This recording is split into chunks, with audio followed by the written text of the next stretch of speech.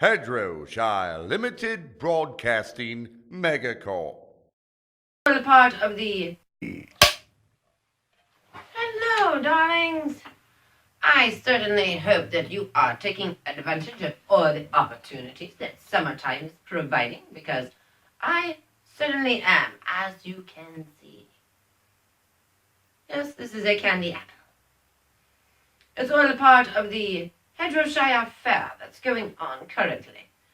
It'll be happening all week. It is a medieval fair that the Duke requested. We have,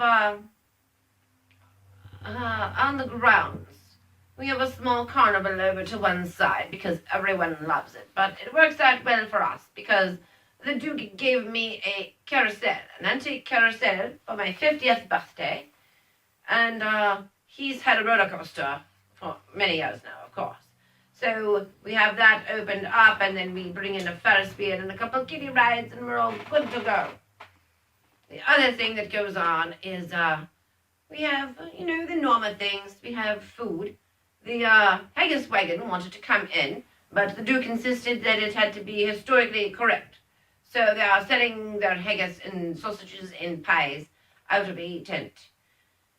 And we have other vendors, selling whiskey and wine and beer, all of the things you would need at a festival. And, oh yes, we can't forget hard cider. We have that too. We're very well equipped here at our medieval fair. And there are, of course, different attractions and games, that sort of thing. There's a medieval form of polo. All the children have come home so they can play on the Duke's team. There's the Duke and Toddles and Gingerbits and Jaunty and Margaretan, and they make a team of 5. It's rather like polo, only a little bit different. And there's, of course, caber tossing, Shetland pony racing, and it's always rather amusing because we include Joplin. We encourage the ponies to go as fast as they can, and there's always children who fall off, so it's great entertainment for all the adults except for their parents, of course. But, children outgrow it, and then in a few years you'll be laughing at the children who are falling off their ponies. Don't feel bad about it now. One thing I did insist on, though, was that we have cotton candy, slushies, and candy apples. Now, I'm very strict about the candy apples. There's much confusion. There are people who say candy apples when they mean caramel apples. And no, they are entirely different things. I want everyone to recognize this. This is a candy apple. It's shiny and red. And then when you go like this, hear that? It's a hard candy shell. If this was a caramel apple, oh, my fingernail would be stuck in the caramel right now. But no, it's candy. And although I am a fan of caramel apples, I prefer them later on in the season, around October. Halloween would be better. So, if people really want to make the Duchess happy, they will have candy apples at all their events from April through the end of September. Then you can bring out the caramel and have them for, whatever events are going on in October and November, all that stuff that goes on before Christmas. That's fine for caramel apples. But there needs to be some diversity among the apple treats at attractions throughout the countryside, and I am here to promote that. Candy and caramel. There's no reason why you can't have both. It's a much better world when you have both caramel and candy. So let's not be that way. Let's include all the different types of apple treats. Thank you.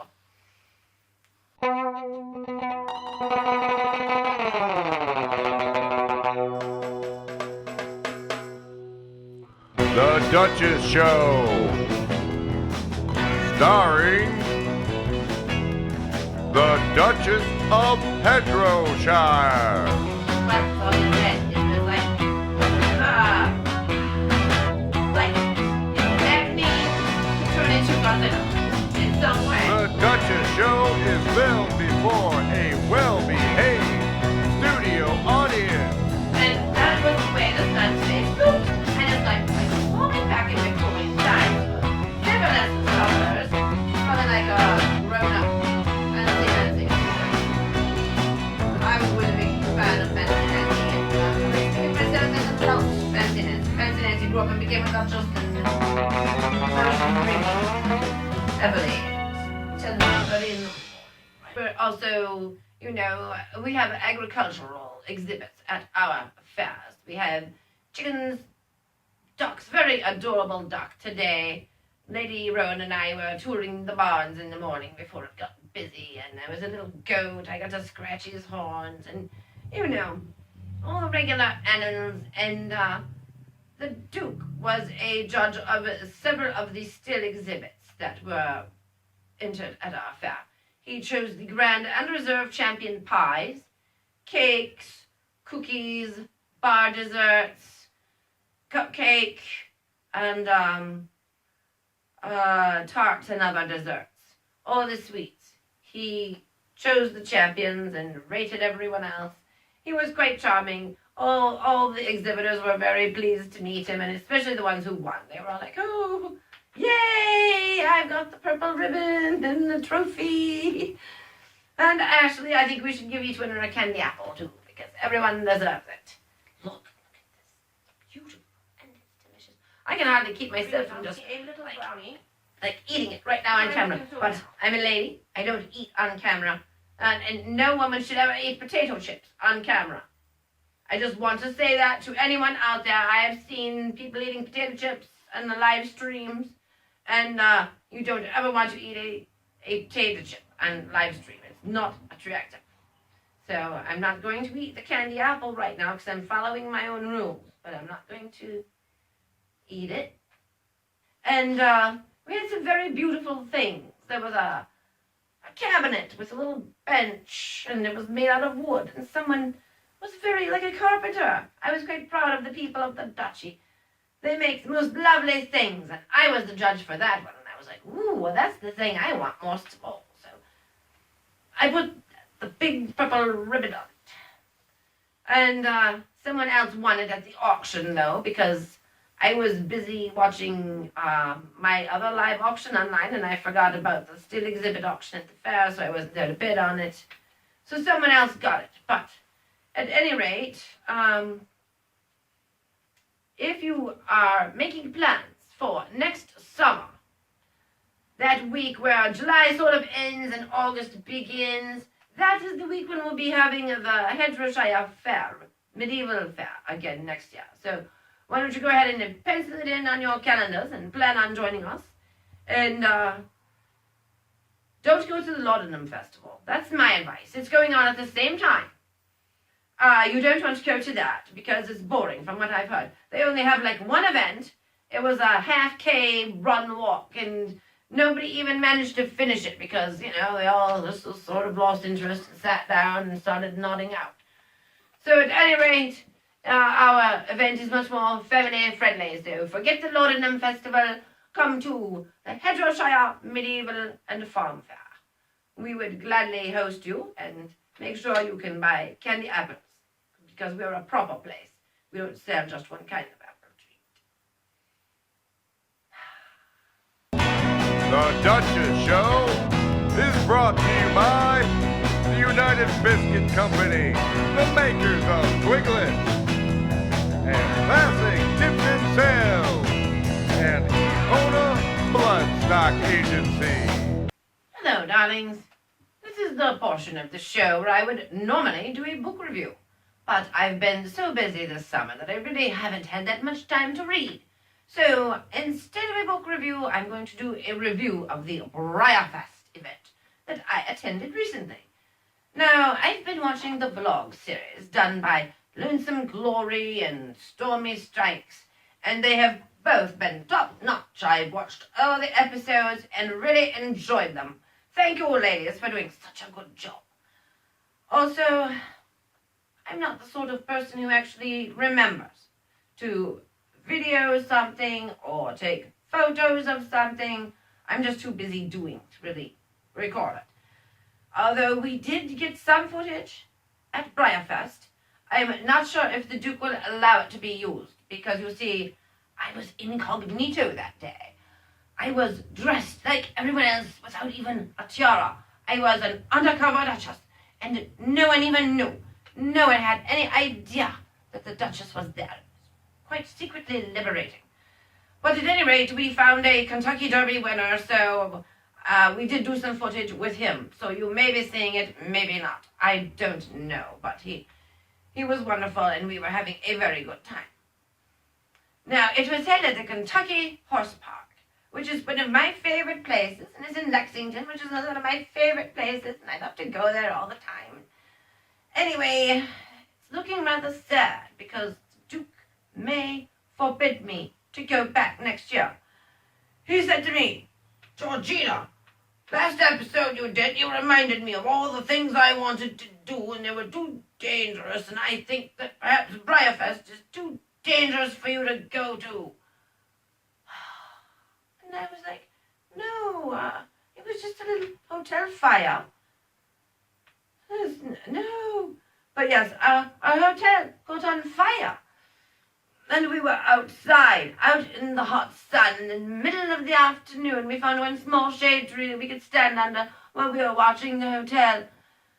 And the whole time, there was human tragedy all around us. There was a little girl who had flown all the way from Long Island with her mother to go to Breyerfest.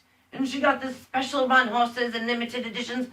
And they were all up in the hotel room when she returned in the afternoon to find the fire trucks outside. And she was crying because she was like, "No, all my horses are burning." And I was like, "I know how you feel. My cigarettes are in my room right now and I can't smoke."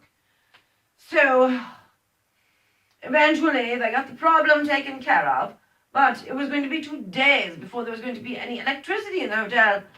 So my poor footman had to climb 10 flights of stairs in the sweltering heat with oxygen-deprived air to get all of my things packed up and my suitcases and brought back down. And then we had to go find another hotel. And I have, of course, the footmen, so they need their rooms. And then there's myself and ladies I travel with. And then, so it was really quite complicated. But we did not let that deter us. We found a historic hotel nearby, the Campbell House Hotel. If you're staying in Lexington, I highly recommend the Campbell House Hotel. They were very accommodating, and they're building a distillery. I can hardly wait to go back next year when they have their distillery on the grounds. That's going to be wonderful. Right up my alley. Anyway, at Breyerfest, flies all day long. But that first time was not the only time of the day. They were dropping like flies all day long. I mean, you'd be walking along and you have to be prepared to step over someone who was prostrate. And I just kept on moving. I'm not a medical professional, and it would not make those people feel better to have me standing there staring at them. I just preferred to let them have their own little private heat stroke moment, and I just moved on. But at any rate, we had a very good day at the park. And one of the things that people do, one of the big events, are these special run lines. And if you have a 3-day ticket, you get a special run time where you get to go through a tent and purchase 2 models that are like one of 50 or one of 500 or one of 1,300. Anyway, they also have the Breyer store where they clean out their warehouse and bring all those special things from years past, and you can buy them at reduced rates. The only problem is you have to stand in line for quite some time for both of these events, and I really don't like standing in line. It's not something I'm good at, and I don't really enjoy it. So what I did was I went around to the different vendors who were selling models, and there were a lot of very nice ones. In fact, Lady Rowan got something that was quite beautiful and special. She's very happy with it. But I'm more like one of those people who goes around, at the horse auctions where they have the slaughter pens and the killers come through, and yes, it's horrible. But, so I went to what they call the body box, and that is like the killer pen for model horses. The models that are broken, the models that are scuffed and beaten up beyond recognition, they're being sold cheap to customizers. So I was looking through the box, and I found this fine little fellow with a $2 price tag. And there was only one thing really wrong with him. He had a bad paint job from the very start. He had this hideous baby poop yellow patches and a quilt work of hideous orange and this old brown overcoat that came down over the top. He looked like a clown. But other than that, he was just fine. So, what I did was I purchased him, rescued him from the body box, him and a couple others, and I came home with my own 2 little hands. I restored him to something quite beautiful. He is now a gorgeous deep liver chestnut with dapples. And in the spirit of Breyerfest, they have a charity auction where they bring one-of-a-kind mullets and auction them off for charity. Actually, the record is like $13,000 for one plastic horse. So, when we auction this off, I'm hoping to get perhaps maybe around $1,500 for him. He's a very handsome little fellow, and I actually saw a real hackney in the horse park that day. So, it was just meant to be for me to rescue him and turn him into something like this. I think I did rather a fine job. I can be artistic at times. Normally I'm not, but when it comes to horses, I like painting them up and making them look pretty. But we did have a very fine time at Breyerfest, in spite of the hotel fire and the people collapsing all around us.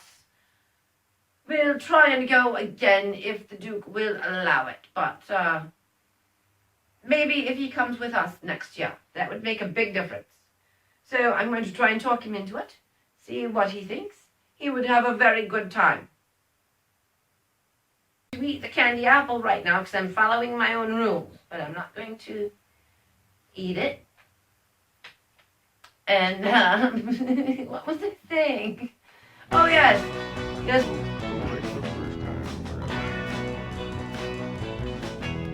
After that, there were many more instances of people dropping from heat stroke. You know, you get to the point where you're just like, you have to be careful where you're going because someone in front of you might go down and you have to be quick on your feet to be able to walk around them. And I'm not one to stand around, you know. It's like other people are like, oh my, someone's laying there. And it's like, well, don't stand there and gawk at them. Let them have their own private heat stroke moment. Unless you are a medical professional, there's not much we can do for them. Just stand around and look at them having a heat stroke. How would you feel if you were having a heat stroke? Everyone was standing around staring at you, going, look, heat stroke, get an ambulance, and they're all staring at you. It make you feel quite uncomfortable. So I just moved on. But yes, it was a frequent thing. It was quite hot in Kentucky. What are you going to do? Not everyone is cut out for that type of heat.